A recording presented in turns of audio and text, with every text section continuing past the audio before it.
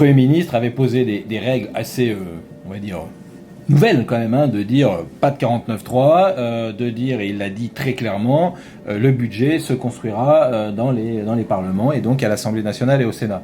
C'était la base, c'était je dirais les règles du jeu qu'il avait mis en place. Pourquoi ça n'a pas fonctionné? Moi je pense qu'il y a deux aspects. Il y a quand même un premier, c'est que une fois qu'on a mis les règles, il faut les tenir. Il n'y a jamais eu une volonté ni de compromis, ni de bouger politique. Et on en revient toujours à la même chose. C'est-à-dire qu'à un moment donné, il y a un président de la République qui décide qu'on ne changera pas de politique. Et donc toute la problématique, elle est bien derrière ça. Ça veut dire que forcément, derrière, nous, je dirais le travail de compromis, le travail de proposition, je dirais qu'on l'a fait et on l'a plus que fait.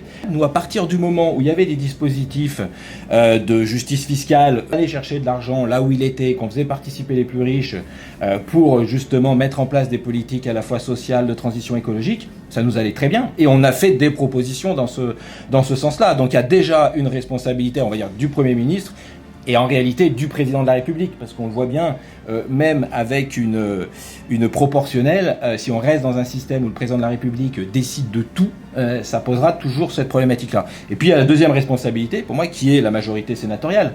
La manière dont elle a abordé ce budget, en voulant faire tout seul, ou sans compromis, en faisant le budget des LR, rien que ce qu'on voit quand même petit à petit, c'est que cette majorité sénatoriale, elle est en train d'abîmer l'image du Sénat, l'image de ce qu'est le Sénat, de cette chambre qui peut montrer justement une autre manière d'aborder les sujets, de cette question de la stabilité. Et on le voit, on va voir le scrutin solennel sur le texte fin de vie. Moi, j'avais clairement honte de la manière dont ce texte a été abordé par la majorité sénatoriale. Et on voit bien que un Gérard Larcher qui met le bicamérisme en permanence, et à juste titre d'ailleurs, comme quelque chose d'important en tout cas, et ce jeu de ces deux chambres, là ils sont en train, petit à petit, texte après texte, d'abîmer justement cette orientation et je dirais cette plus-value que pourrait apporter le Sénat.